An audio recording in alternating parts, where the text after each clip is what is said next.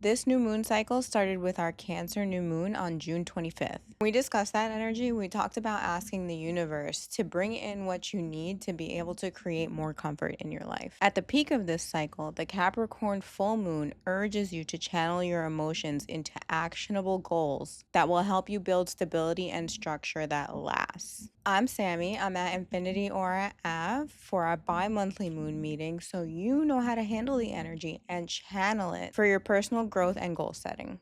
If you're watching this on TikTok or YouTube, this is the full video. If you're watching this on Instagram, I don't know what to tell you. I can't post the full video on Reels, so you have to go over to YouTube or TikTok to get the full video, so you're getting all the information for this full moon. Anyway, let's get into it. So when you look at this chart for transits, I don't know if I've said this before, but you want to imagine that you're in the middle. Earth is here. So this is you here, and all this energy is around you, and the planets are moving around you and pulling you in different directions. During a full moon, the sun is always on the opposite side of the chart. So if you're in the middle, the sun and the moon is pulling you in two different directions.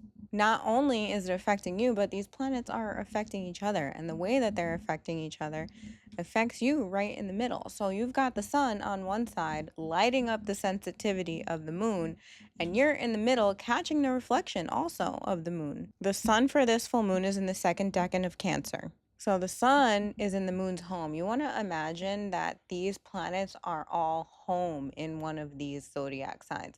Sometimes they're visiting their friends' houses and their friends are not even home, which is what's going on in this case.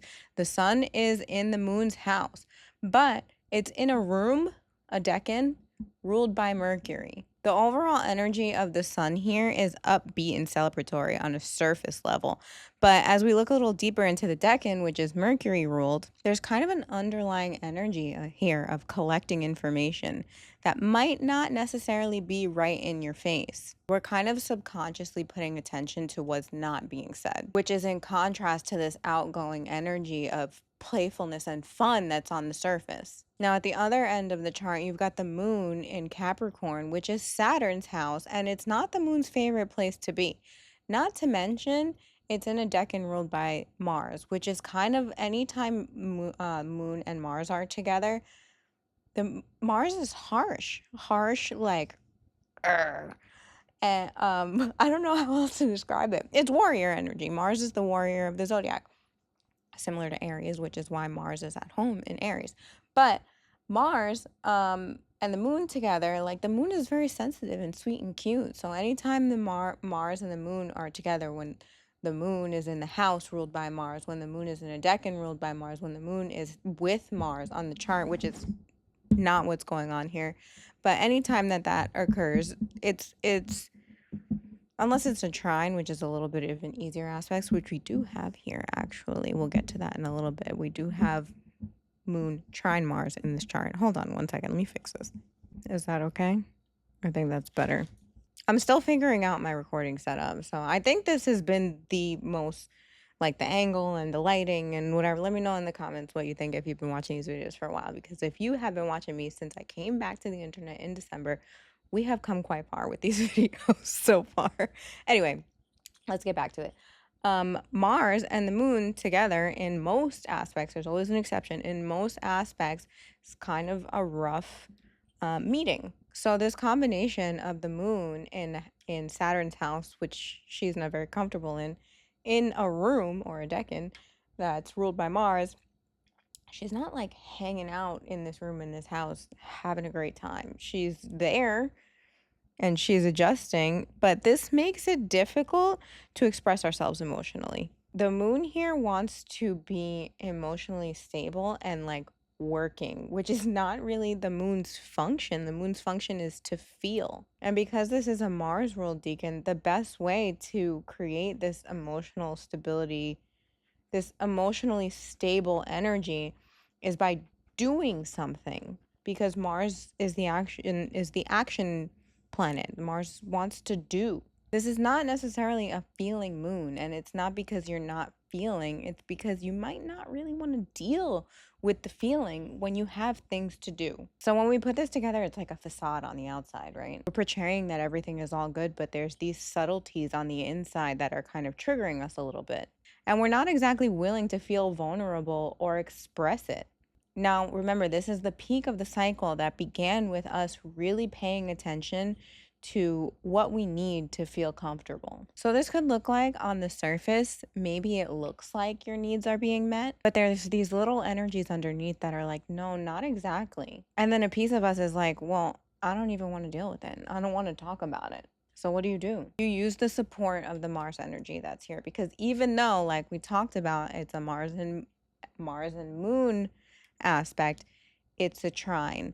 And trines, you want to think of two planets that are working together as opposed to at odds, like a square would be or an opposition would be. They're a little bit more at odds, whereas a trine is like simpatico, even if the planets are really not pals. So the question is, what is it that you can do? You might not want to deal with this thing, but what is it that you can do?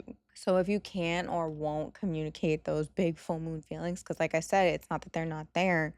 We're just not interested in dealing with them on an emotional level. This is more like, how do I work with this emotion, and not really how do I feel it? Because the sun is here in the second decan that we're working with that's Mercury ruled. This is really good for journaling. And with the moon in the second decan of Capricorn, you want to focus on journaling about how you can work through these feelings. Like I said, we're not talking about feeling the feelings, we're talking about working through the feelings so that we can get to the more important things. Not that the feelings are not important, but like we got things to do. And when you need to figure out like, what can I focus on? Where can I focus? What area of my life can I focus on? Look to Mars. You want to check where 13 degrees Virgo is in your chart and where in which house it sits in, and that might give you a little bit of a direction where you can focus your energy. Mercury is in Leo and in its pre-shadow. I talked about Mercury and Leo very briefly on TikTok the other day. Statements and communication are big, bold, and confident. And we'll return to the theme of what these ideas are when Mercury goes retrograde. What's the date? I think it's July 18th. Could be the 17th, one of those days. And a big shift we've had since the last moon meeting is that Uranus has moved into Gemini. So this is our first full moon with Uranus in Gemini.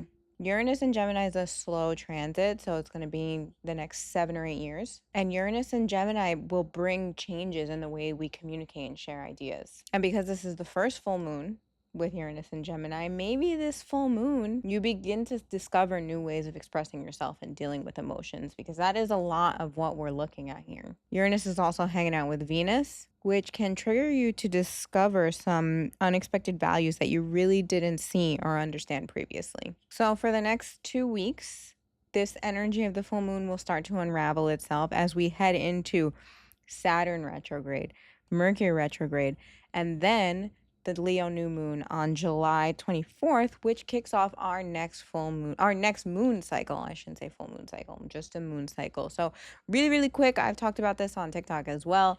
The moon cycle starts with the new moon. The peak is the full moon. It's not the end of the cycle, because we still have to wind down. And as you know, every ending is a new beginning. So the end of the cycle is technically also the beginning of the next cycle.